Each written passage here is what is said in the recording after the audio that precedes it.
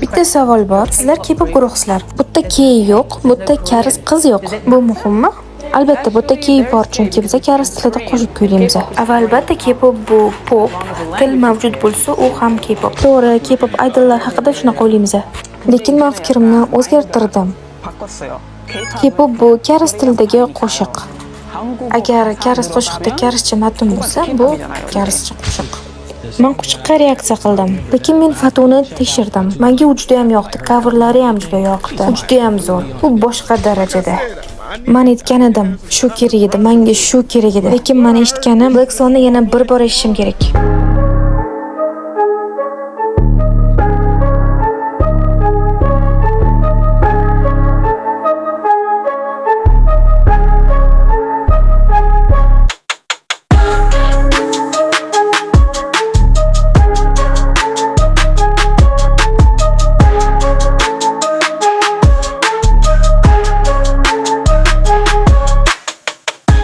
Hammaga salom, K-pop olamiga yana bir bor xush kelibsiz.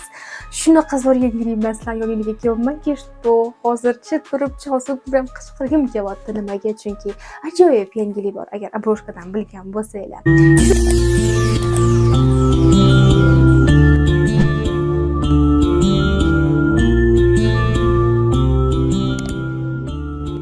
Esingizda bor bo'lsa, yaqinda J-Hope konsertiga ketaman Bangkokka. Ko'pchiliklar kutyapsizlar, ko'pchiliklar o'ylayapsizlar, to'g'risi уже borib keldim, ammo hali yo'q. Endi may oyida bo'ladi konsertda. Ammo ko'pchiliklar ko'rganimda kommentariyada hammanglar menga yaxshilik tilab, orzu havas bilan qaraganinglarni ko'rib, men ham bir o'yladim, xayolimga keldi. Qani edi bizda ham O'zbekistonda konsert qo'yishgan edi yana bir bor K-pop artistlar bilan va ishonasizlarmi yo'qmi? Black Swan degan guruh bor, K-pop artistlar O'zbekistonga kelishyapti. Ha, endi sizlarni imkoniyatinglar bor. O'zbekistonning o'zida Toshkentda K-pop konsertga borish. Bu juda ham ajoyib. Xo'sh, bu haqida sizga batafsil ma'lumot berib o'taman va qizlar bilan sizni tanishtiraman yaqinroq. Va yana videoni oxirigacha ko'ringlar. Sizlarga yana bitta juda ham zo'r bitta yangiligim borki, menimcha sizlarni ko'pchiliklarni xursand qiladi oxirida. 25-may kuni Black Swan degan qizlardan iborat K-pop guruh O'zbekistonga kelishadi va Humo Arenada konsert berishadi. Reklama chiqqandan keyin sirazu ko'rib, sirazu ularga yozishni boshladim.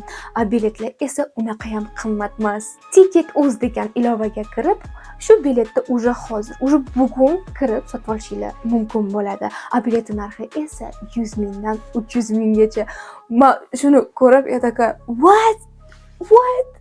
Va albatta sirazu sotib oldim.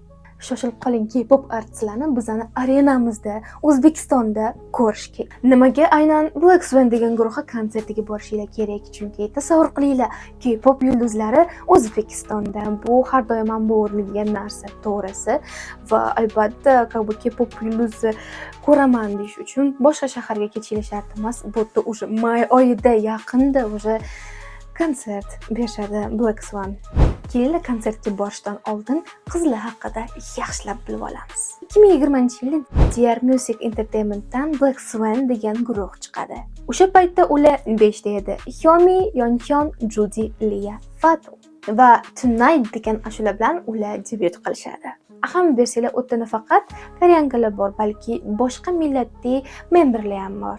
Albatta, bu yerda ham heyt ketgan, har doim bilamiz. Heyterlarimizni juda ham taniymiz, bir xilla qabul qilgan, bir xilla esa qabul qilmagan. Nimaga? Faqat karslar emas, nimaga boshqa millatli odamlar bor deb kritika qilishgan. Ammo hamma emas. Bu ham mayli. Yana bir nechta momolar paydo bo'lgan guruhda va bir nechta qizlarni chetlashtirishgan guruhdan.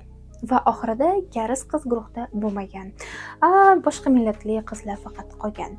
22-yilda guruhni yana bir bor yangilashadi va o'tga yangi memberlar qo'shiladi.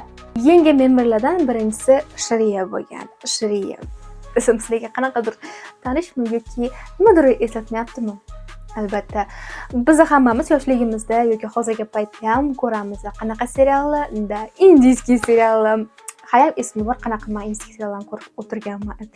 Bu bilan ko'rib, oilaviy ko'rib va Shreya indus qiz va Shreya birinchi indus qiz idol K-pop olamida.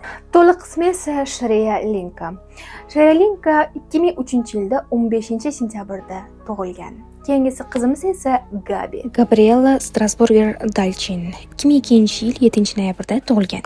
Gabi Braziliyada tug'ilgan va debyutdan oldin raqqos bo'lgan.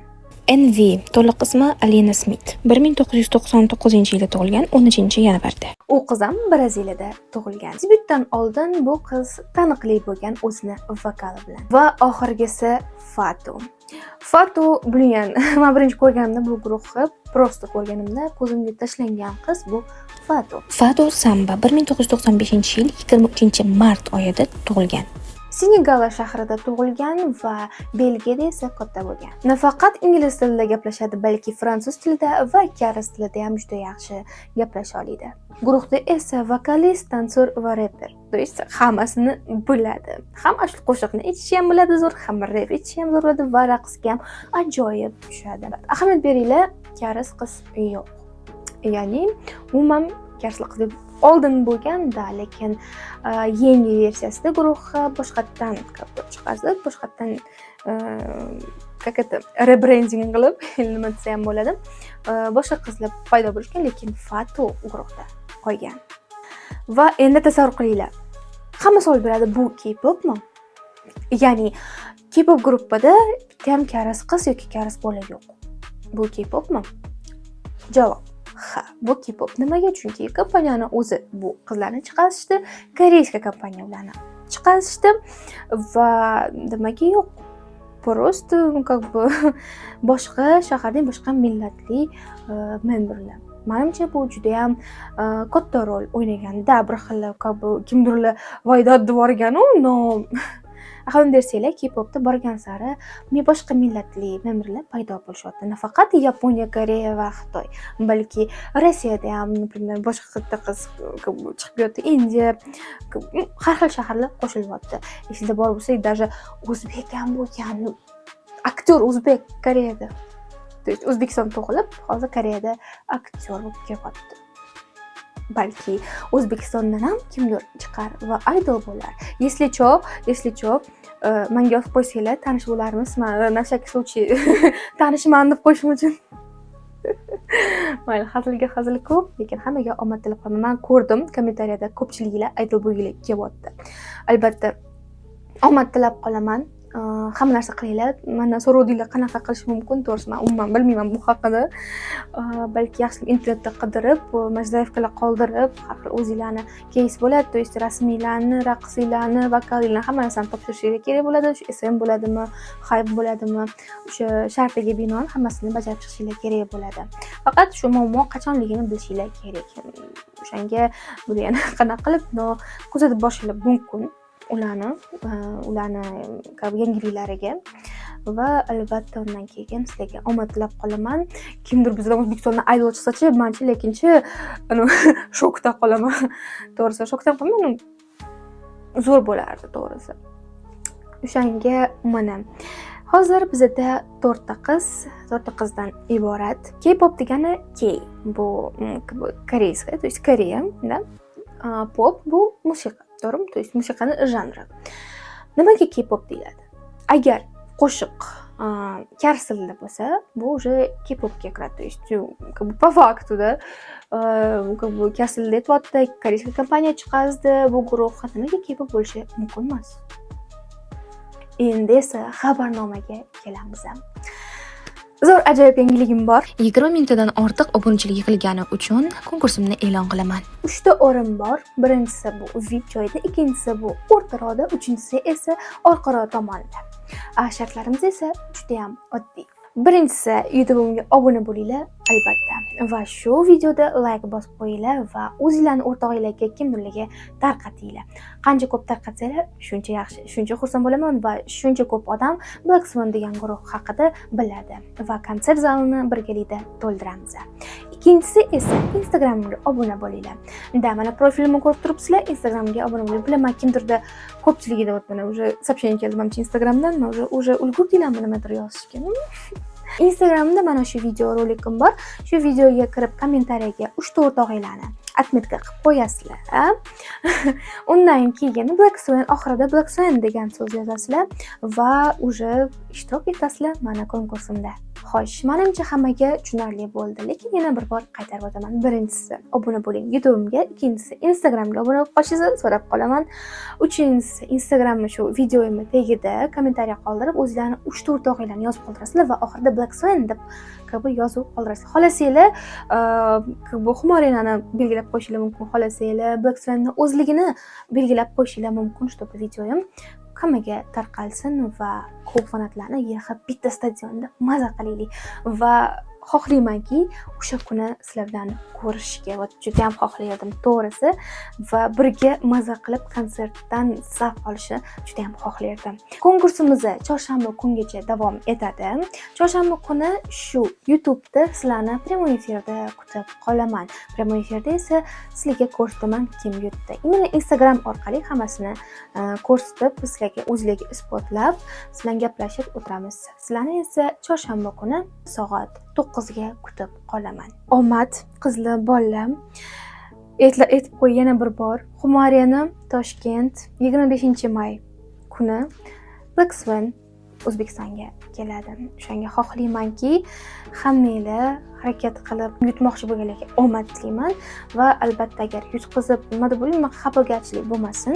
Chunki bilasizlar, xafa bo'lish yomon va albatta har doim kassa ochuv iTicketga kirib shundoq bilet olishinglar mumkin bo'ladi. iTicket silkasini sizga описаниеda qoldiraman. O'sha yoqqa o'tib sразу sotsangiz bo'ladi. Biletni esa yutganlarga onlayn formatda sizlarga yuboraman. Albatta sizlarni kutib qolaman. Prям juda ham xursandman. Prям ichimda ketyapti bor. Hozir ham zo'rg'a turibman bor-u. O'shanga juda ham xursandman. Надеюсь, bu sizga yoqdi. Bu rolik sizga yoqdi va balki ozgincha bo'lsa ham, lekin shu guruh haqida bilib oldingiz o'zingizga kerakli narsani. Kelinglar birga arenani to'ldiramiz va Black Swanni yaxshi kutib olamiz. Agar Black Swan yaxshi kutib olsak, keyinchalik boshqa K-pop yulduzlar ham kelishligi mumkin. Black Swan keyingi K-pop guruhlar kelishligi uchun O'zbekiston darvozasini ochib beradi. Agar arena to'lmasa, afsuski, keyingi K-pop guruhlar ham kelishmasligi mumkin bo'ladi. Shunga birgalikda harakat qilishimiz kerak. Xo'sh, sizlarni Instagramda yana bir bor kutib qolaman. Hammaga xayr va ko'rishguncha 25-may ko'rishguncha xayr.